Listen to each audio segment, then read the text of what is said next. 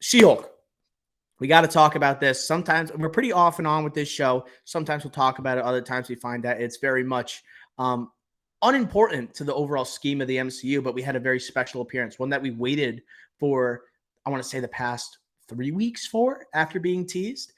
We had Daredevil, Charlie Cox, Matt Murdock showing up in lawyer form, showing up as Daredevil, right? In the new costume designed, right, by, I think it was, I forgot his first name, but Jacobson, right? The superhero costume designer, right, that worked for She-Hulk's new costume, which she also displayed in the show. But I kind of want to just focus on Daredevil here because this is what we care about.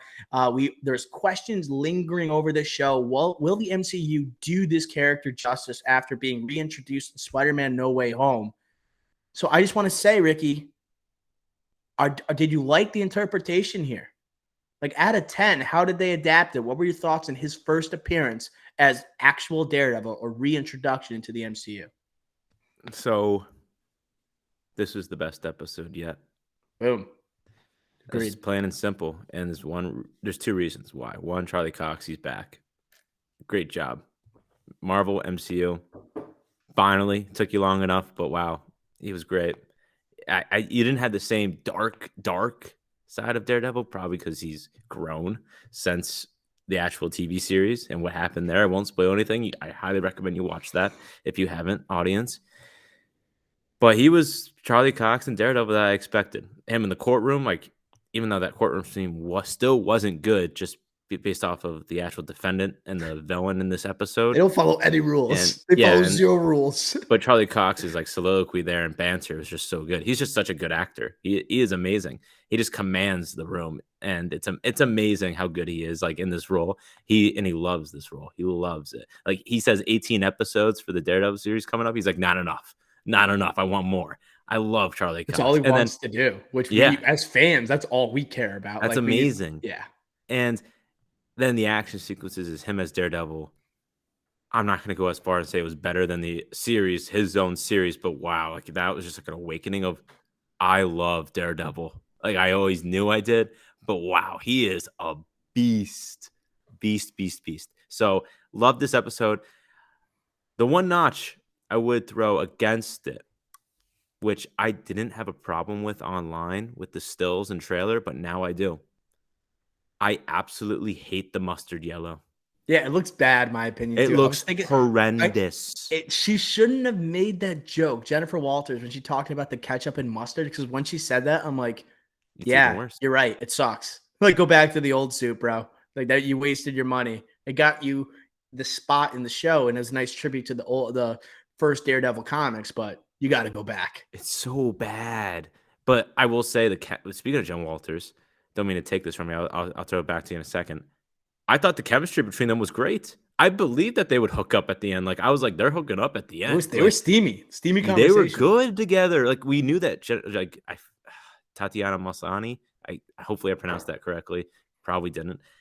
Like, she's a good actress. That's never been our problem with She-Hulk.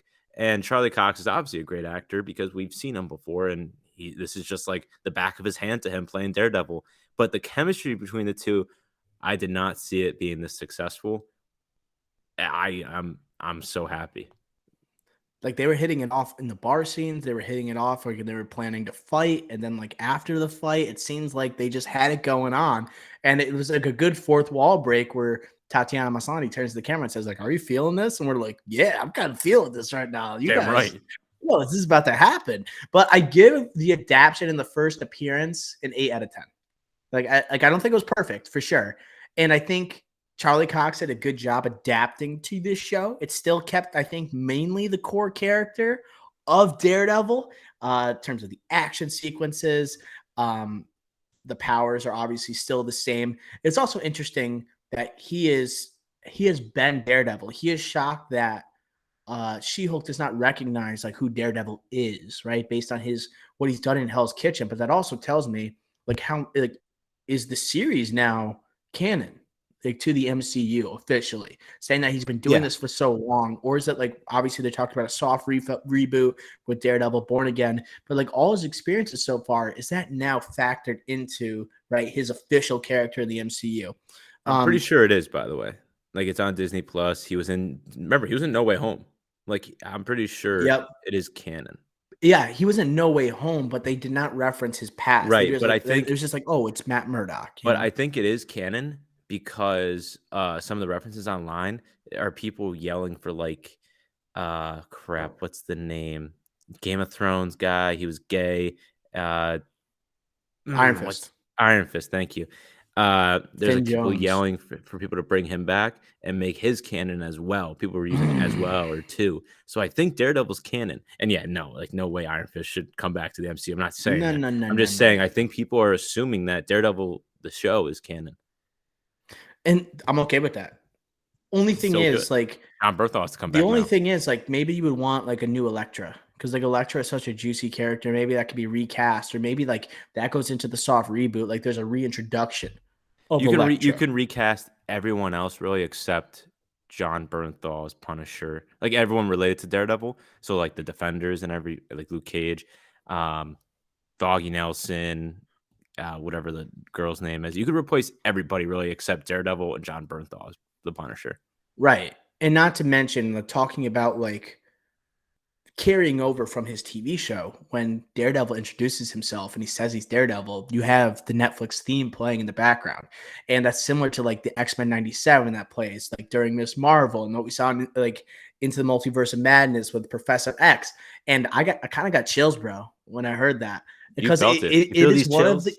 it is one of the most underrated like theme songs to a TV show. Like when that starts playing, not many people are skipping through that. I think when it comes to like iconic theme songs, you know, they always have like Answer the Internet. What is like the TV show theme you never skip through? I do think Daredevil belongs in that category. It's so mysterious. And I think it just like what they do with like the paint and the blood streaming down. It goes with the Really good. Daredevil costume, and like it's the mold of like the horns and the devil mask. I'm like, that's freaking sick. It is so cool. I'm just really excited. And I do only put it at an 8 out of 10 too, because they towed a line with the comedy. Um, Definitely. you knew there was gonna be jokes here, but like, did they go over a line a little bit where you lose some of the core of the character? Somewhat, you know, like when For me, my ass remains unwhooped, like to me, that tough was line. like that's a tough line. Obviously you have him as the shacker when he takes his boots on, he's carrying it. That's I expected that as She-Hulk. I thought that was actually hilarious. I actually was more upset with the my ass remains unwhooped than him like doing the walk of shame at the end of the episode. I thought that was just straight up funny because you're right. Like when you think about it, what's going to happen? He has no clothes with him. He has to walk out as And it's Daredevil, that you type know? of show where they would show it. And the chemistry, you're right, it's on point. And it makes sense with the She-Hulk character. It makes sense with the Daredevil character. What has Tatiana Maslany's Jennifer Walters struggle with this entire season? People judging her based on the way she looks when she's She-Hulk, when she's not She-Hulk, right? It seems like Daredevil, obviously, Matt Murdock is blind, right? And he has heightened senses, but it doesn't matter if she's in She-Hulk form or human form, right? He finds her beautiful just the way she is. And Look it at felt that.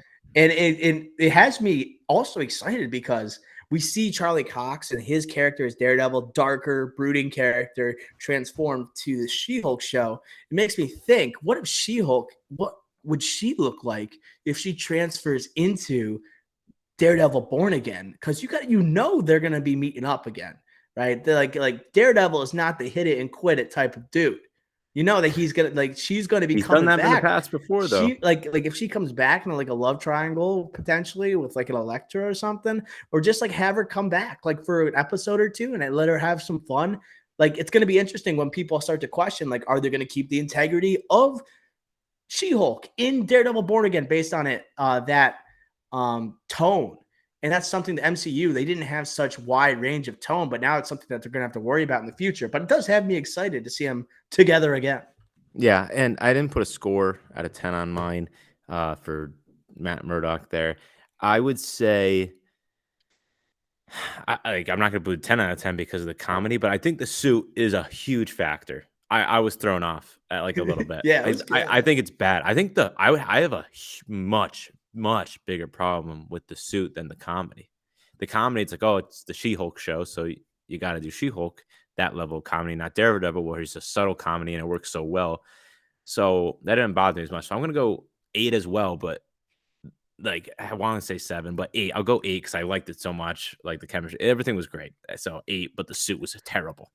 We would also be remiss. I initially said 7.5 until we had the hallway scene. And like this shows that like they understand the character. And you couldn't have like a minute and a half, one take like you would see in the Daredevil show, like you've seen a couple times in the original Daredevil Netflix show. But I think they did a nice job just paying tribute to it, a couple quick cuts, and then you saw some cool moves from Matt Murdock. Like if you have that elongated scene in She-Hulk, that changes the show. It's just not the way it works. But it was cool to see them fighting side by side, and then like She-Hulk actually wearing her costume as well, the one that we recognize even growing up watching the Hulk animated series, seeing her with the white and the purple and the short shorts. Like it's like, okay, like now it feels like she is a legitimate hero. She's stepping up to the plate. She's cracking on bad guys. And I didn't know Leapfrog was a villain. I didn't see that coming. Like people were talking about his buildup, and it's interesting because I feel bad for any Leapfrog fans if you're a major comic book head or Marvel head. Who is that? Just because he gets absolutely cucked by Daredevil for this episode, but rightfully so. I think I want to say I like having Daredevil being teased for so long in this show, and then only showing up for the second to last episode. And I was hoping that he'd be there for the last one, but does not appear so. And sorry, one last thing. So last episode we talked about last episode when there was a date montage with Josh, and the Haim song "Now a Minute" played, and how much of a banger that song is. There's another like low key banger that didn't play as loudly, so I couldn't like hear it, and I didn't pull out my phone enough to Shazam it. But when they're about to like kiss on the rooftop, low key another banger there that sounded very similar. Like soundtrack's pretty good to this, bro. Yeah, like I will have to go back and try to find what song that was. And before we move on to Andor, I do want to also talk about, because I have nothing really else to say about Daredevil, but what also made this show, I think this episode, excuse me, probably the best one, is that the CGI is actually coming together. They look good this episode. Like to me, like compared to the previous ones, like where she's in the office setting and she's wearing like the square business suit, looks like the clothes fit awkwardly upon her.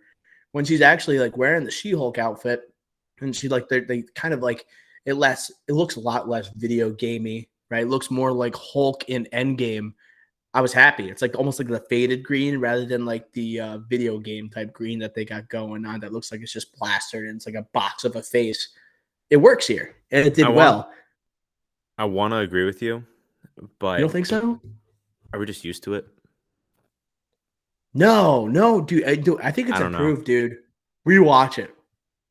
I don't know. I do agree with the suits, because the suits were bad originally and it looked boxy, like you said. I still think in the suits it doesn't look as good. But like I'm thinking back with the gala and the dress. I don't know. I'm torn on that. But if I'm torn on it, that means looks better, it's improved. Bro. Like if you do a side by side, like I'm gonna watch like the when she first enters the office, when she becomes a quote unquote superhero lawyer. I'm gonna take a picture of that and like compare it to one of the pictures in this episode. It just makes me think it has gotten better over time. I also want to talk about really quick just overall MCU implications. Red Hulk tease in this episode, where it's not like something referring to like Harrison Ford or like stepping in as Thunderbolt Ross and Red Hulk, but just like the idea of like her joking, like in breaking the fourth wall, saying, what is this? Like Hulk is like going to show up and be red or something like that. I forgot what the exact quote was, but just Red Hulk tease. But also Charlie Cox, he does acknowledge something that I think people have been wondering. The Sokovia Accords have been repealed. Therefore, I'm willing to declare that Cap won. I'm still Team Iron Man. Doesn't matter. But he lost. Cap won. Doesn't matter. And I think it was almost inevitable that they were repealed based off the events of Avengers Endgame, because like I doubt like they're like going to go through legislation, pass through Congress that they have to go save the world and fight Thanos to save humanity. But yeah, I just wanted to bring that up. I also and Bruce Banner's got to come back next episode, season finale. Yes, this is the last thing I was going to bring up, because she goes full on Hulk at the end of this episode. She's smashing everything. I don't think it was very justified, by the way.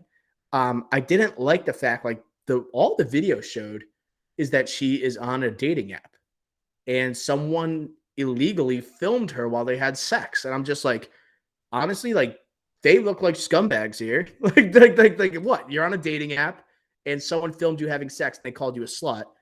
To me, it's not like that's not going to cost you your job. Like it's like this terrorist organization setting you up. Like, yeah, it's embarrassing, but not to the point where I think you're going to destroy everything. But yeah, it lends to the idea of the mentor-mentee relationship where Hulk is like She's out of control. And he's always thought about, like, he's always said, like, how it's amazing how Jennifer Walters does not have to control her anger or control her powers like he had to. She doesn't lose control. Well, she does here. So it seems like a perfect opportunity for Hulk to come back and report what he's been doing in the meantime. Yeah, definitely. Totally agree. It shows that, no, it doesn't matter that, like, she could still control her anger. She can't control her anger. To be honest, she can't, like, clearly, and that's what they're trying to symbolize here, or signal to us here. So, but on all, I really don't care about the ending here. I just care about more Daredevil, which probably won't happen next episode, but whatever. And I care about Bruce Banner coming back because we literally haven't seen him since episode 1. And we also got a tease of beginning of this episode. It was talking about a comment made by Abomination, right? Tim Roth's character. I forgot what he said. Emil Blonsky. It was something like talking about you can't trust people that you've met, and like it showed him saying that. It makes me think, okay, maybe we're getting Emil Blonsky here, reunion with Mark Ruffalo's Hulk. I think it could be a pretty good finale coming up here, especially if somehow Daredevil sticks around, but highly doubt it.